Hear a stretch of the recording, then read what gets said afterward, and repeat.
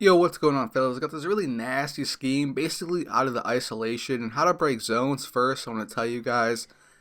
Basically, you just go into the post-up animation outside of the perimeter, and what that does is it freezes the defenders, and they don't react to it at all. So what you can do is just scoot and kind of dribble over to an open spot in the zone and start to drive into the middle of it, and then from there you obviously read and react, pass it to the open guy, take a shot, a lob, or a lead pass like right here.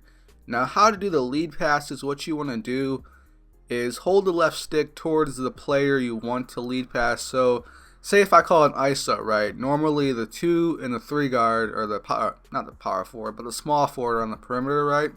I'm driving into the paint with Chris Paul. You'll have DeAndre and Blake Griffin near the baseline. So basically all it is holding the left stick towards the player you want to cut and holding Y or triangle. Now, the two bad things about it is that you can't get out of it. It passes for you eventually. You can't fake pass or not pass it at all.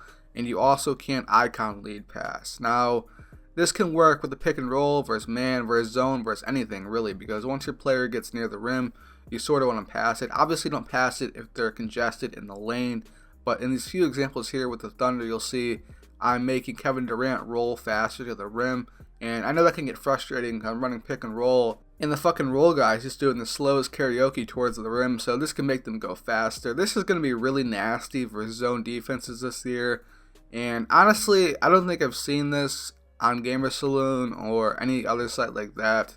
It's a really nice scheme. It sort of brings back memories from 2K11 when people would, this had like a technical name for it, because in 2K11 when you would lead pass, the players would have like a red circle under their player indicator and everything like that. I can't recall the technical name that Hoops Gaming gave for it, but it was pretty glitchy because you really couldn't intercept the pass. But this is pretty nice if you run it right and obviously don't pass it into like triple coverage or double coverage.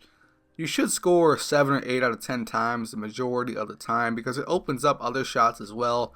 Now obviously if you have an open jumper, logic says you should take it, but 2K this year, don't take it. Just step in for the mid-range shot, or step in for like a bum rush or a drive or something like that. But as you can see, I'm cutting the standing dunks right here off the ISO for zone versus man, doing it in pick and roll. Earlier in the clip, I had Blake Griffin in a post-up, ran a give and go with Chris Paul. So to recap, basically it is holding the left stick and Y or triangle towards the player you want to cut, and you cannot let go of that early, because if you do, it passes it for you. So you want to let go of it when you feel the time is right to pass it to them, and you cannot icon lead pass where you cannot get out of it. So those are the only two shitty things. But if you learned something new in this video, please feel free to subscribe to the channel. Helps me out a lot, and drop a like if you're new. And with that, also check out the guide as well. But with that, I'm out. Peace.